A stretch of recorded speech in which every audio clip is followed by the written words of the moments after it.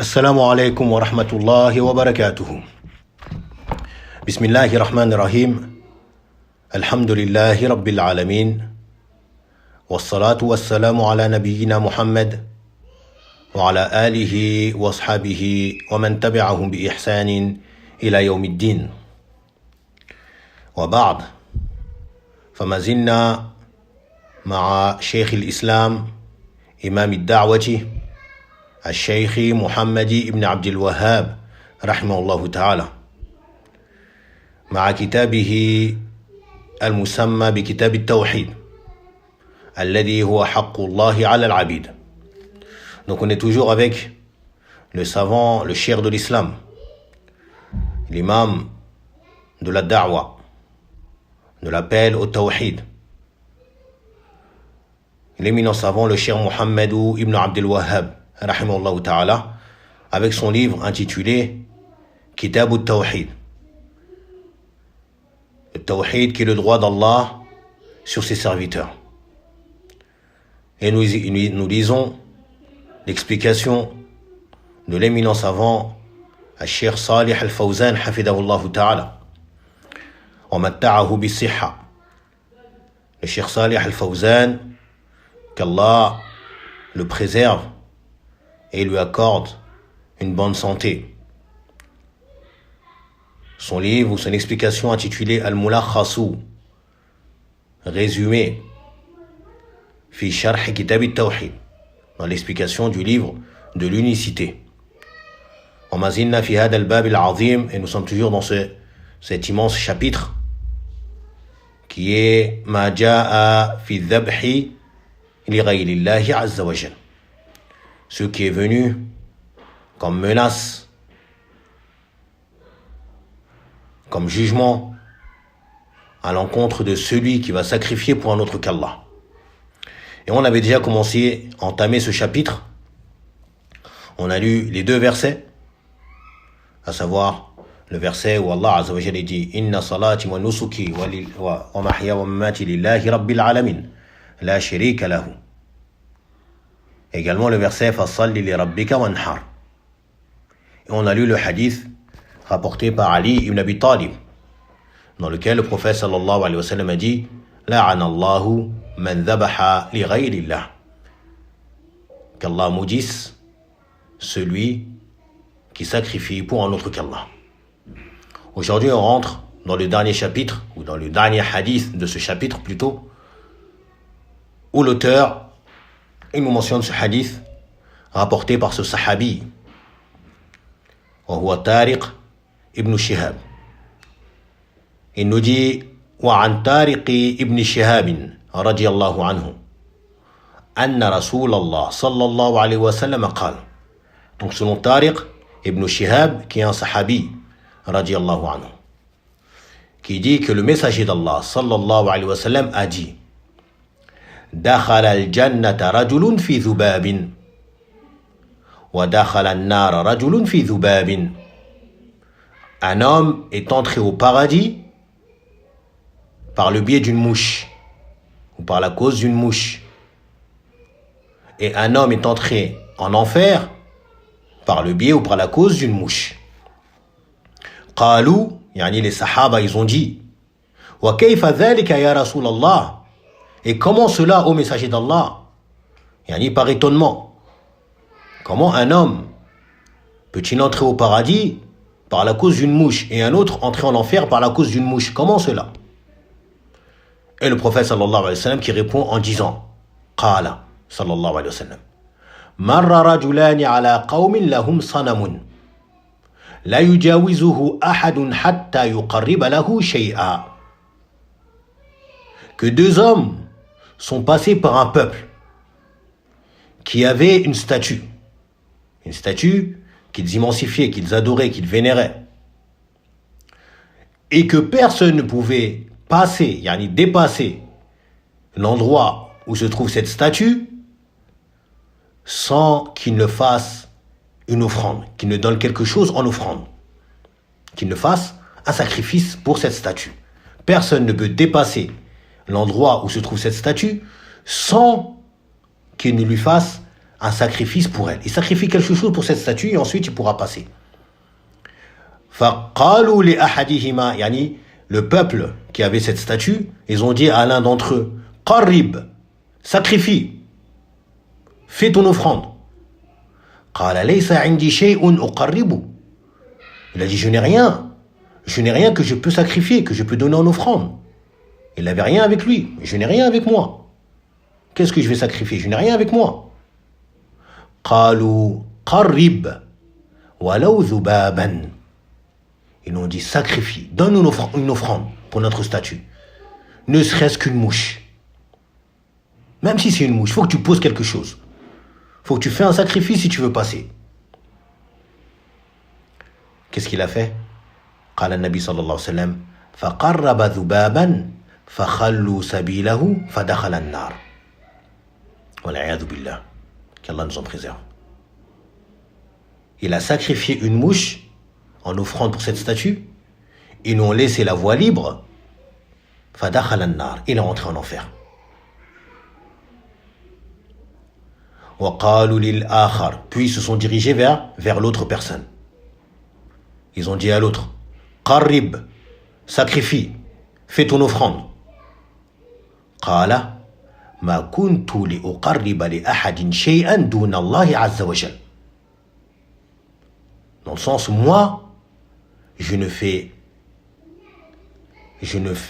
aucun sacrifice, ou je ne fais un sacrifice pour personne en dehors d'Allah. Moi, je ne fais un sacrifice pour personne d'autre en dehors d'Allah Azza wa Jal. Le sacrifice, je le fais que pour Allah. Adam Wahid. Quel a été le résultat? Fadarabu unuqahu. Ils l'ont frappé le cou. Yani, ils l'ont tranché la tête, ils l'ont tué. Fadarabu unuqahu, dans le sens, ils ont tranché sa tête. Ils l'ont tué. Fadakhala al-jannata. Il est rentré au paradis. Rawahu Ahmed. Et le hadith, il est rapporté par Ahmed Ibn Hanbal, rahimahullah ta'ala. Ici, dans le hadith, plutôt dans cette édition de livre, pour ceux qui l'ont sous les yeux, il y a des légères fautes. On va dire à la 3e ligne, en partant du bas, c'est écrit قالوا قرب ولو ذبابا فقرب ذبابا ثم c'est écrit فدخلوا. Ils ont mis un del, c'est une faute. Le del il est en trop. Il y a la lettre fa, il y a la lettre del et la lettre kha. Le del il est en trop. فخلوا سبيله. فخلوا سبيله. Le del vous le supprimez. Également 2 lignes plus haut on a le verbe La yujawizuhu. La yujawizuhu. Ici, c'est une version. Dans une autre version, la yajuzuhu. Dans d'autres versions, on a la yajuzuhu, qui ont le même sens. Le cheikh hafidahullah ta'ala, il nous dit Tariqu ibn Shihab. Huwa Tariqu ibn Shihab al-Bajali al-Ahmasi radiyallahu anhu. Ra'a an-Nabiyya sallallahu alayhi wa sallam. Il a vu le prophète sallallahu alayhi wa sallam. وَلَمْ يَسْمَعْ مِنْهُ. Mais il n'a pas entendu de lui. C'est-à-dire que ce hadith-là, il ne l'a pas entendu directement du prophète sallallahu alayhi wa sallam. فَحَدِيثُهُ مُرْسَلٌ. Donc son hadith à lui, il est mursal. Al-mursal, le hadith al-mursal, c'est le hadith dans lequel il y a une interruption, on va dire, dans la chaîne de transmission. Ce genre de hadith, beaucoup on va le trouver avec les tabi'i, qui vont vous dire directement le messager d'Allah sallam a dit. Alors que entre lui et le messager d'Allah sallam il y a un compagnon. Ce compagnon-là, il n'a pas été mentionné. C'est ce qu'on appelle le hadith mursal. Taïb, dans la chaîne de transmission, le compagnon qui est censé être entre le prophète sallallahu alayhi wa sallam et cette personne-là, il n'est pas mentionné. Comme dans ce hadith-là, ce hadith, comme il a été jugé, il est mawqouf, arrêté à qui? À Salman al-Farisi, radiyallahu anhu. Tariq ibn Shihab, qui est bel et bien un sahabi, radiyallahu anhu. Il a rencontré le prophète sallallahu alayhi wa sallam. Il a cru en lui et il est mort sur cette croyance. Radiallahu anhu. Mais il n'a pas entendu du prophète sallallahu alayhi wa sallam un hadith. Plutôt ce hadith, il l'a entendu de Salman al-Farisi. Mais, comme les savants l'ont mentionné, ce hadith a le jugement de ce qu'on appelle un hukm al-rafa'. Yani on va l'attribuer au messager d'Allah sallallahu alayhi wa sallam. Pourquoi? Car dans ce hadith, on a la mention de choses qui ne peuvent pas être dites yani de la simple raison d'une personne. Ça ne peut pas provenir de la raison d'une personne. C'est quelque chose qui dépasse yani la raison. Pourquoi? Car dans ce hadith-là, on a la mention de deux choses qui relèvent de ce qu'on appelle al-ghaib, qui traduisent beaucoup par l'invisible. Al-ghaib.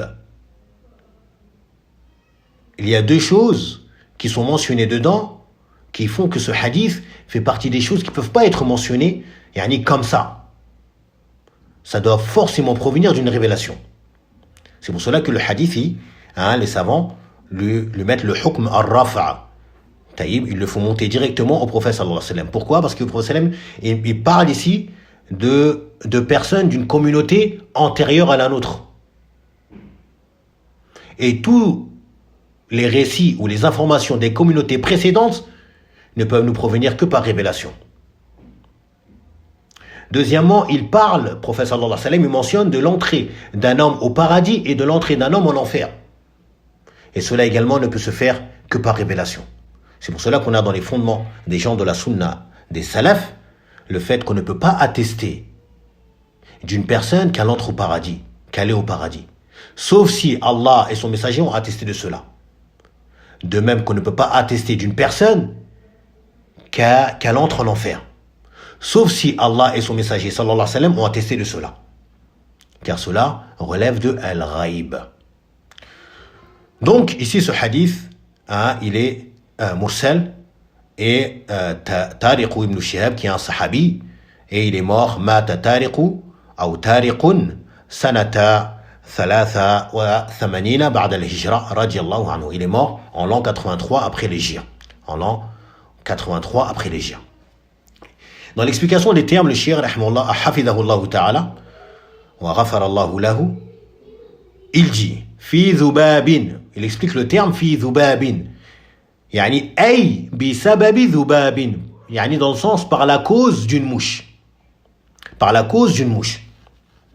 Et on a un autre hadith similaire à celui-ci où le prophète sallallahu alayhi wa sallam nous informe également de l'entrée d'une femme en enfer. À cause de quoi? À cause d'un animal. Lequel? Un chat. Il dit sallallahu alayhi wa sallam dans le hadith dakhalat an-nar imra'atun fi hirra, qu'une femme est entrée en enfer par la cause d'un chat. Et le hadith, yani la femme a possédé un chat et elle l'a enfermé, elle l'a empêché de se nourrir, et il est mort, yani affamé. Elle l'a enfermé, elle l'a empêché de se nourrir, ne serait-ce que de se nourrir les bêtes de terre. Ni elle l'a abreuvé, ni elle l'a nourri, ni elle l'a laissé yani, la voie libre afin qu'il aille chercher sa subsistance. Et il est mort de cela et elle est entrée en enfer par la cause de cela. Al-hadith. Hadith qui est authentique. Naam. Puis le terme sanamun. Sanamun qu'on traduit par la statue. Le cheikh hafidahullah ta'ala, il nous dit ma kana manhutan ala suratin. Yani ceux qui a été façonné yani à l'image d'un être humain, adami, ou hayawanat, ou d'un animal, ou des animaux.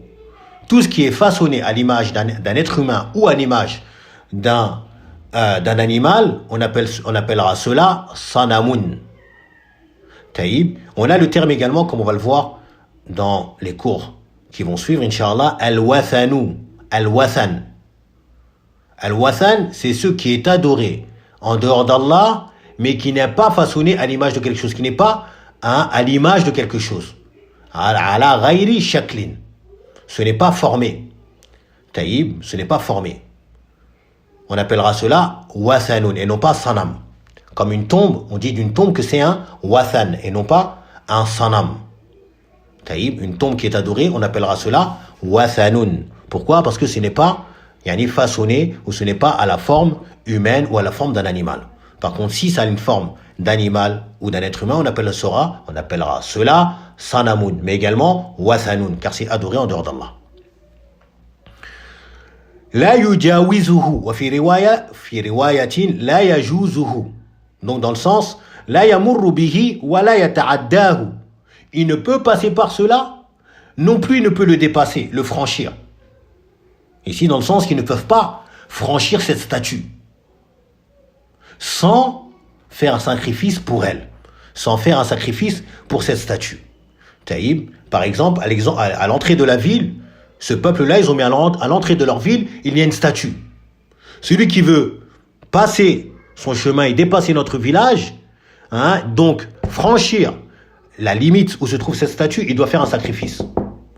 Tu fais une offrande, sinon tu passes pas. Ça, c'est leur règle. Celui qui veut passer, il fait une offrande. Taïb.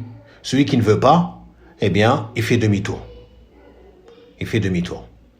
Comme on va le voir, c'est pour cela que les savants, certains savants expliquent que ici, la personne qui a été tuée n'a pas été tuée sous la contrainte. Une des explications données. Celui qui a refusé de faire le sacrifice, ou plutôt celui qui a fait le sacrifice, il n'est pas excusé par la contrainte. Taïb, ceux qui ont étudié les nawaqid de l'islam, vous savez que la contrainte est une cause qui permet de faire certaines choses qui nous sont interdites. Comme c'est arrivé à beaucoup de compagnons, radiallahu anhum, et à leur tête, celui qui était la cause de révélation du verset à la fin de Surat An-Nahl, les abeilles, Ammar ibn Yasir, qui a été contraint de dire du mal du prophète sallallahu alayhi wa sallam et de dire du bien des divinités, des associateurs, comme beaucoup de compagnons l'ont fait. Ou comme certains compagnons, plutôt on va dire, l'ont fait. Mais ils étaient sous la contrainte. Cet homme-là qui a sacrifié cette mouche, est-ce qu'il était sous la contrainte? Certains savants ont dit non, il n'était pas sous la contrainte. Car il avait le choix. Ceux qui lui ont demandé, c'est que si tu veux passer, tu dois faire une offrande. Si tu veux, tu fais demi-tour. Si tu veux, tu fais demi-tour. Donc, il pouvait faire demi-tour. Mais il n'a pas fait cela. Donc, il n'est pas compté comme ayant fait cet acte d'associationnisme, de shirk, sous la contrainte. D'autres savants ont dit que celui-ci n'est pas non plus excusé par la contrainte. Pourquoi? Parce que comme je l'ai dit précédemment, le prophète sallallahu alayhi wa sallam nous parle de deux hommes d'une communauté antérieure à la sienne. Et ce qui est connu, c'est que la contrainte est une permission que Allah a accordée à la communauté du prophète Mohammed sallallahu alayhi wa sallam uniquement. Alors que les communautés antérieures, il n'y avait pas de contrainte. S'ils étaient menacés d'être tués, ou alors ils doivent apostasier, ou ils doivent faire un acte d'associationnisme, ou ils doivent faire un acte de mécréance, ils sont obligés de patienter, d'endurer et de mourir sur cela. Comme il nous est venu beaucoup de récits. Dans le Coran, les sorciers, ou les anciens sorciers de Pharaon, qui sont convertis. Et Pharaon les a menacés de mort, de leur couper bras et jambes opposés et de les crucifier sur les troncs des palmiers. Si ils ne apostasient pas de cette religion nouvelle à laquelle ils ont adhéré. Et ils ont enduré cela et ils sont morts. Également, on a d'autres récits dans la communauté de Bani Israël, mais également d'autres, comme dans le récit de Surat Kahf, les gens de la caverne qui ont fui. Pourquoi? Parce qu'ils étaient forcés de apostasier. Et si ils auraient mis la main sur eux, ils les auraient tués. Pourquoi? Parce qu'ils n'ont pas d'autre option. Comme c'est venu également dans le tafsir de Surat Al-Buruj. Surat Al-Buruj. Les gens de la tranchée, Ashabul Ukhdud, qui ont creusé des tranchées, ils ont allumé un feu, et toute personne refusant d'apostasier de la foi qu'ils venaient d'adopter, la foi en l'unicité d'Allah Azza wa Jal, eh bien, ils seraient jetés et poussés dans ce feu. Et c'est ce qui a été fait. Les gens n'avaient pas le choix. Taïb, donc, la contrainte, l'excuse par la contrainte est une des permissions qui a été accordée à cette communauté. يقرب يعني يذبح, il sacrifie. المعنى الإجمالي للحديث, le sens général de ce hadith. Il nous dit يخبر النبي صلى الله عليه وسلم عن خطورة الشرك. Le prophète صلى الله عليه وسلم, il nous informe concernant le danger du shirk. Wa shana'atihi, également de sa laideur, mais également de sa laideur. Afwan. نعم. فيحدث أصحابه ويبدأ حديثه ببداية تجعل النفوس تستغرب. Et il parle, il raconte cela à ses compagnons en commençant le récit par une chose qui va pousser les âmes à être étonnées. وتتطلع إلى سياق هذا الحديث. Et qui va les pousser à prêter attention à ce texte, à ce hadith, à cette parole du prophète sallallahu alayhi wa sallam. Cette parole où il dit دخل الجنة رجل في ذباب ودخل النار رجل في ذباب. Parole qui pousse à l'étonnement. Un homme est entré au paradis par le biais ou par la cause d'une mouche. Et un homme est entré en enfer par la cause d'une mouche. Une mouche, cet insecte insignifiant, tout petit, qui est dégoûtant. شيء يسير سبب أمرا خطيرا. Cette chose infime, simple, qui a causé une chose immense, grave, dangereuse. Cet insecte minuscule, infime, dégoûtant, qu'on essaie de repousser à chaque fois, et qui nous nuit, qui nous gêne, eh bien, celui-ci a causé une affaire grave.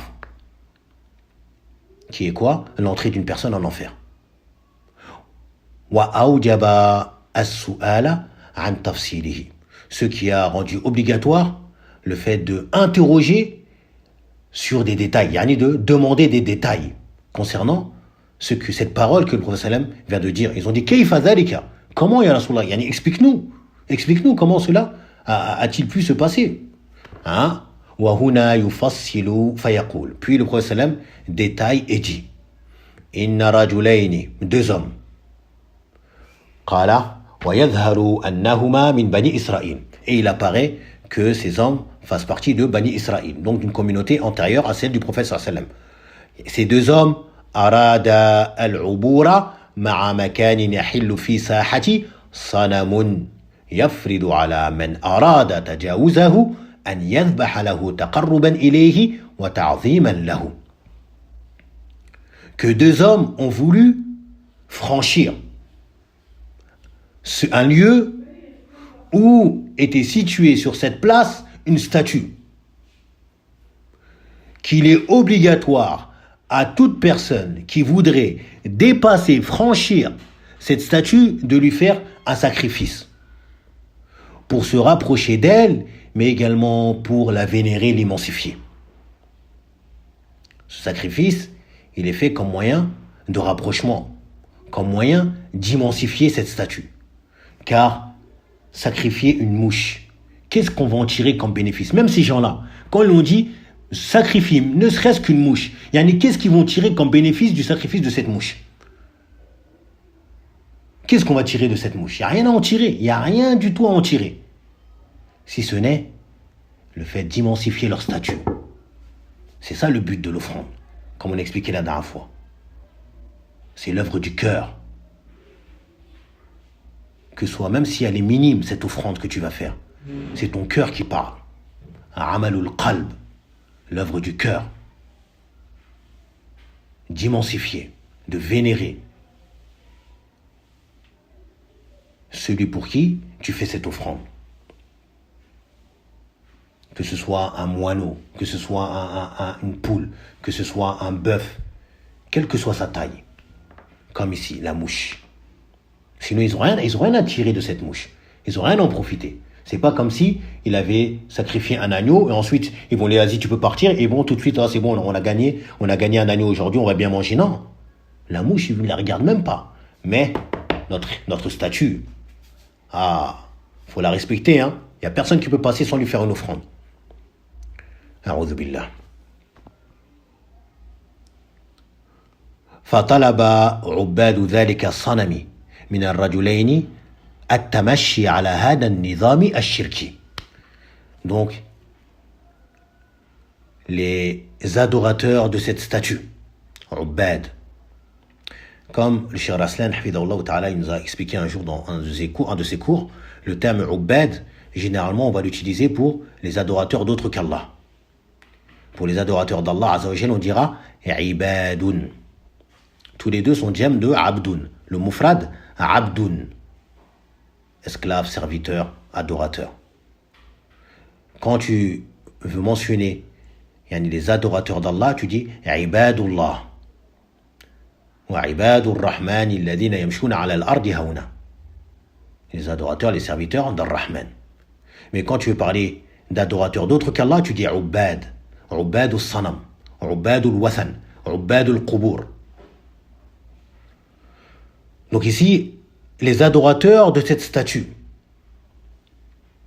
ont demandé à ces deux hommes de se conformer à leurs règles, shirki, cette règle qu'ils ont, ça c'est leur règle, c'est leur loi. Shirki, d'associationnisme, cette règle, d'associationnisme, qui est quoi? De celui qui veut franchir cette statue, il doit faire un sacrifice. Donc après leur avoir demandé cela, فَأَمَّا أَحَدُهُمَا فَاعْتَذَرَ بِالْعَدَمِ. L'un d'entre eux s'est excusé en disant tout de suite, moi je n'ai rien à sacrifier. Moi j'ai rien avec moi. J'ai rien ramené. Désolé. Vous voyez, j'ai pas de poule, j'ai pas de troupeau derrière moi, j'ai rien. Voilà, donc فَقَنَعُوا مِنْهُ بِأَيْسَرِ شَيْءٍ. Et ils ont été satisfaits de lui, ils ont été satisfaits, ils ont accepté le fait qu'il donne بِأَيْسَرِ شَيْءٍ, la chose la plus minime, la plus infime qu'il puisse avoir. T'as rien, c'est pas grave, il trouve quelque chose, quoi que ce soit, trouve quelque chose. Même une mouche, c'est pas grave, donne une mouche. Donne-nous une mouche. Ils ont été satisfaits de cela. Ils ont été satisfaits de cela. Pourquoi? لأن مقصودهم حصول الموافقة على الشرك. Pourquoi cela? Car leur but à eux, leur but, c'était d'obtenir l'approbation, le fait que la personne approuve leur shirk, le fait de faire une offrande pour notre statue. C'était ça leur but seulement. Comme on l'a expliqué, ils n'ont rien à tirer de cette mouche. C'est pas comme s'ils attendent que les gens y passent, voilà, on se met à la porte et toute personne qui passe, on lui demande de poser quelque chose, ensuite on prend ça et on en profite. Non. Ici, ce qu'ils veulent, c'est que la personne, elle approuve l'adoration de leur statue. Al-muwafaqati ala shirk. فذبح للصنم ذبابا فتركوه يمر. Il a donc sacrifié pour cette statue une mouche. Ils l'ont laissé passer. Ils l'ont laissé passer. C'est bon, vas-y, passe. Tu peux y aller. À la prochaine. A'udhu billah. فدخل بسبب فعله هذا نار جهنم والعياذ بالله. نسأل الله السلامة والعافية. Il est rentré par la cause de son acte-ci dans le feu de l'enfer. Jahannam, qui est un des noms de l'enfer, qui a plusieurs noms, Al-Hutama, Saqar, Al-Hawiya. Il est rentré dans le feu dans l'enfer par la cause de cela. Pourquoi? لأنه فعل الشرك, car il a fait du shirk. ووافقهم عليه, et il a été d'accord ou en conformité, où il a approuvé ce sur quoi ils étaient ces gens-là. وطلبوا من الآخر, puis ils ont demandé à l'autre, أن يقرب للصنم, qu'il sacrifie pour leur statue. فاعتذر, il s'est excusé. بأن هذا شرك, que cela est du shirk.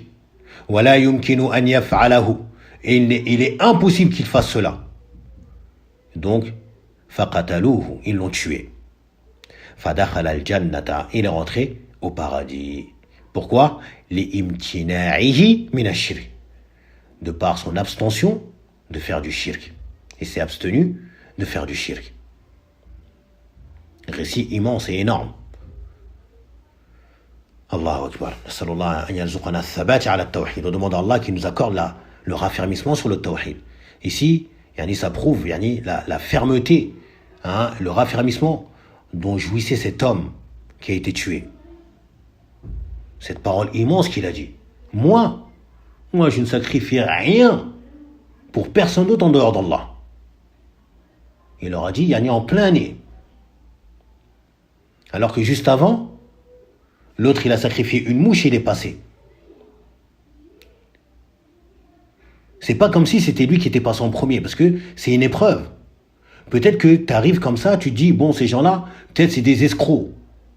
On va faire une offrande, dans tous les cas, ils veulent nous faire la peau, ils veulent nous tuer, dans tous les cas. Ça existe des gens comme ça. Ils disent, fais ceci, on te laisse tranquille. Et tu fais ensuite, ils font quand même. Il a pu se dire ça. Puis il voit l'autre, il a fait une mouche, il a sacrifié une mouche et ils l'ont laissé la voie libre. Ah, une mouche. Non, afwan. Donc, il aurait pu se dire, une mouche, c'est rien ça. Attends, moi je vais leur donner pire que ça, pour me foutre d'eux. Tahqiran yani. Je vais leur donner un truc pourri. Un moustique. Ou quelque chose d'autre encore plus insignifiant. Ils leur pu se dire ça, comme ça ils vont me laisser passer. En même temps, je me paye leur tête. Non. Ça marche pas, ça. On donne rien en offrande pour autre qu'Allah Azza wa Jal. Ce récit-là, du prophète sallallahu alayhi wa sallam, comme les savants ils expliquent, c'est arrivé à la fille du cheikh Muhammad ibn Abdul Wahhab rahimahullah ta'ala, après sa mort. Sa fille Fatima. Fatimatu bintu Muhammadi ibn Abdul Wahhab, la fille de l'auteur, rahimahullah. Lorsque la ville de Dir'iyya, ainsi que leur région avait été attaquée par des gens, eh bien ils avaient fui pour se rendre vers les Émirats. Et ils sont passés par pareil, comme ça, un peuple qui demandait qu'une offrande soit faite à leur idole. Et un de ses servants qui était avec elle, un des servants de la fille du shir, rahimahullah ta'ala, wa rahimaha, il a dit, le servant, on n'a que de la terre pour lui. On n'a que de la terre pour lui. Pour se payer leur tête. On n'a que de la terre. Vous voulez de la terre, on vous donne de la terre. Ce qu'il y a de plus insignifiant, pour votre idole, qui ne vaut rien. On n'a que de la terre pour lui. Qu'est-ce qu'elle a répondu? Elle a dit, même la terre, hatta turab, laysa ladayna lahum, ou lahu. Laysa indana lahu. Même la terre, on n'a pas ça pour lui. Pourquoi? Parce que le même sens ici. Ça, c'est ceux qui ont le tawhid, qui est ancré, qui l'ont compris, que rien ne doit être donné en offrande pour autre qu'Allah. Même la chose la plus insignifiante. Même si tu veux faire ça pour te piller la tête des gens. Pour montrer que leur chose ne vaut rien. Tiens, je vous donne, moi, tiens. Tu veux une mouche? Tiens, une mouche. Je t'en donne deux même. Miskin. Non, c'est toi le miskin si tu fais cela. C'est toi le miskin. Tout comme eux. Car tu viens de faire ce qu'ils attendaient de toi. Qui est quoi? Ash-shirku billah, a'udhu billah. Le shir nous dit, ma yustafadu min al-hadith, ce qu'on va tirer comme munasabatul hadith lil bab awalan, le lien ou le rapport de ce hadith avec notre chapitre. Annahu dalla ala anna adh-dhabha ibadatun. Donc ce hadith nous prouve que le sacrifice est une adoration. Wa anna sarfahu li ghayri llahi shirkun. Et le fait de vouer cela à un autre qu'Allah, cela est du shirk. Shirkun akbar, qui fait sortir de la religion, qui annule toutes tes œuvres. La personne ici, les personnes que le prophète sallam dont il fait la mention, le récit, la narration, ce sont des musulmans. Car il a dit dakhala an-nara fi dhubabin. Il est entré en enfer par la cause de cela. C'est que c'était un musulman. Ma yustafadu min al-hadith. Ce qu'on va tirer comme bénéfice de ce hadith. Premièrement, bayanu khuturati shirk walau fi shay'in qalil. Un exposé du danger du shirk, même si cela est fait dans une chose infime, petite, comme une mouche. Faut pas dire mais c'est juste une mouche. Ouais, c'est pas vraiment une offrande. Comment tu veux que je sacrifie? C'est pas un sacrifice, c'est pas un vrai. Non. Non. Ne fais pas d'offrande à autre qu'Allah. Même une chose insignifiante et petite. Car cela est du shirk akbar. Car tu viens de désobéir à l'azim, Allah Azza wa Jal. Anna shirka, deuxièmement, anna shirka yujibu dukhul an-nar. Le shirk, al-akbar, il oblige l'entrée en enfer. Tout comme anna tawhida yujibu dukhul al-jannah. Tout comme le tawhid rend obligatoire l'entrée au paradis, comme on l'a déjà mentionné. Soit ce sera directement, soit ce sera après. Qu'Allah nous accorde le paradis directement, ibtida'an, et qui nous écarte de l'enfer. Troisièmement, anna al-insana qad yaqa'u fi shirk wa huwa la yadri annahu ash-shirku alladhi yujibu an-nar. Il nous dit, il se peut que la personne tombe dans le shirk sans savoir que cela est du shirk qui fait entrer la personne en enfer. Ce qui nous amène à quoi? L'obligation d'apprendre ta religion, mon frère, ma soeur. L'obligation d'apprendre ce que le tawhid, mais également l'obligation d'apprendre ce qu'est le shirk. Comme on l'a dit, l'auteur qui a dit, le poète Afouane qui a dit Araftu sharra lali shar. J'ai appris le mal, pas pour le mal en lui-même. Walakinni tawaqqihi. Mais pour m'en préserver. Mais pour m'en prémunir. Tu apprends le mal, pourquoi? Pour te mettre à l'abri de celui-ci. Donc tu apprends le shirk afin que tu ne tombes pas dedans sans t'en rendre compte, sans le savoir. Et tu marches sur la surface de cette terre te croyant vivant alors que tu es mort. A'udhu billah. Tu es déjà condamné. Tu es déjà condamné. Qu'Allah nous en préserve. Sallallahu alayhi wa sallam. On demande à Allah qui nous enseigne ce qui nous sera profitable ici-bas et dans l'au-delà. Wa yanfa'ana bima 'allamana. Et qu'il nous fasse profiter de ce qu'il nous a enseigné. Subhanahu wa ta'ala. Quatrièmement, at-tahdhiru min adh-dhunub. La mise en garde contre le péché.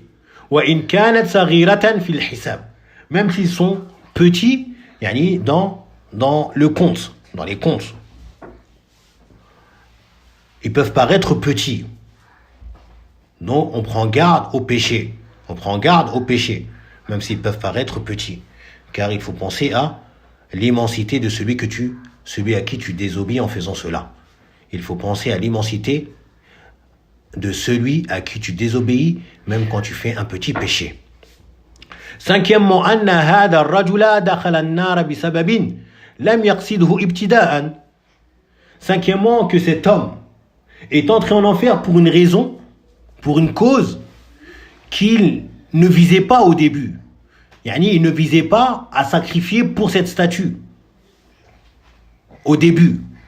Wa innama fa'alahu takhallusan min sharri ahli sanami. Mais plutôt il a fait cela pour se débarrasser du mal des adorateurs de cette statue. Des gens de cette statue, les adorateurs de cette statue qui leur ont demandé cela. Cela revient à ce qu'on expliquait tout à l'heure, qu'il n'est pas excusé par la contrainte, car faisant partie d'une communauté où la contrainte ne leur était pas, ou d'agir sous contrainte ne leur était pas permis. Non.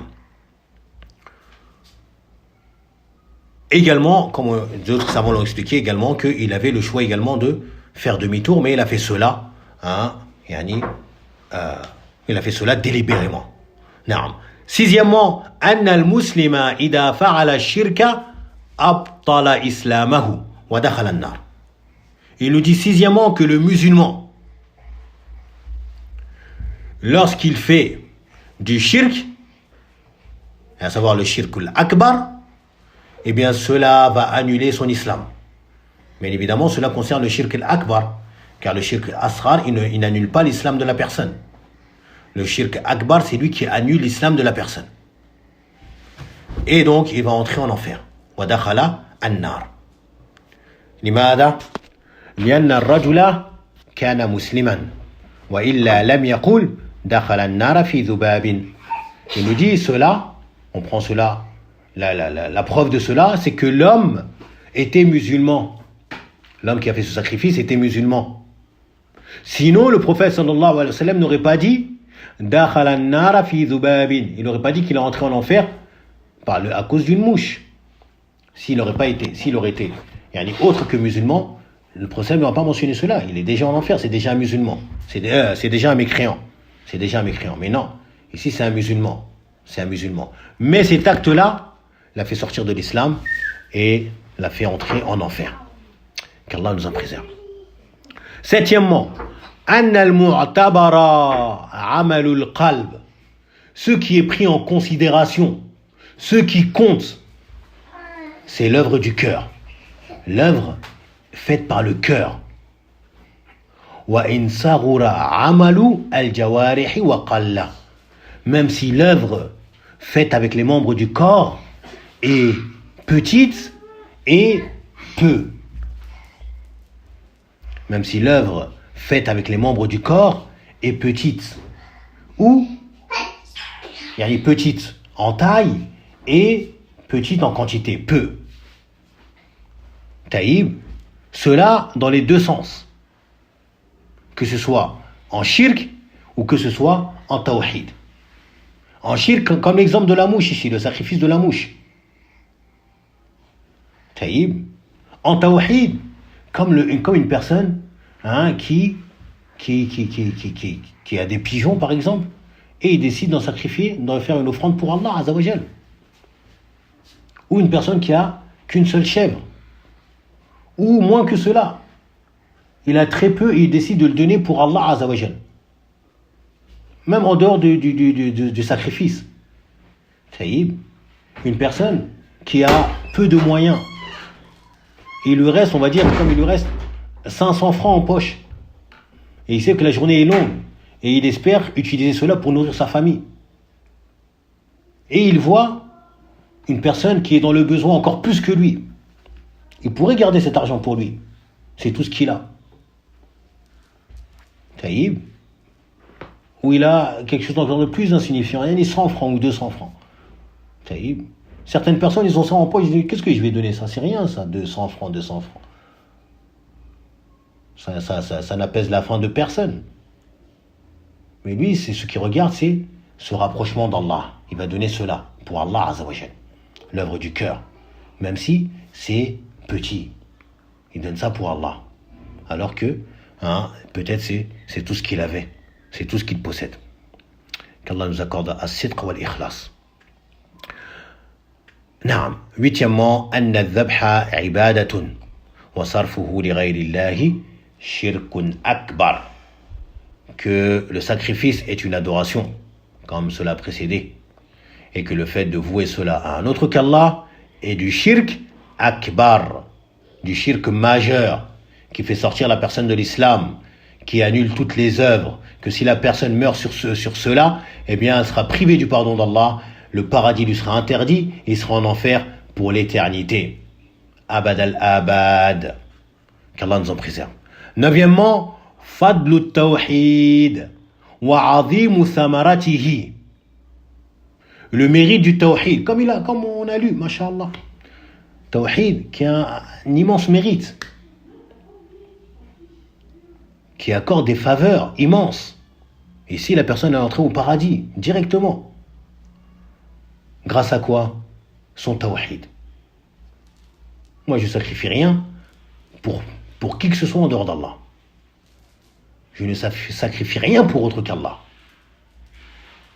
Inna salati wa nusuki lillahi rabbil alamin. Mon sacrifice est pour Allah seul, Seigneur de l'univers. Wa azimu thamaratihi, et l'immensité de sa récompense ou de ses fruits, si on peut dire. Yani dans le sens de ses récompenses. Dixièmement et dernièrement, fadilatu sabri ala al-haq, le mérite de patienter et d'endurer sur la vérité. Le mérite de patienter et d'endurer sur la vérité. La personne, elle a patienté, elle a enduré, elle s'est fait trancher la tête et elle est entrée au paradis. Mérite immense. Mérite immense. Taïb.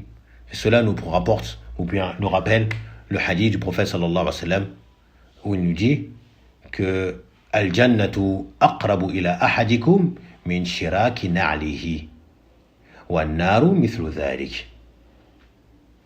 Il nous dit le prophète sallallahu alayhi wa sallam que le paradis est aussi proche de l'un de vous que les lacets de son soulier.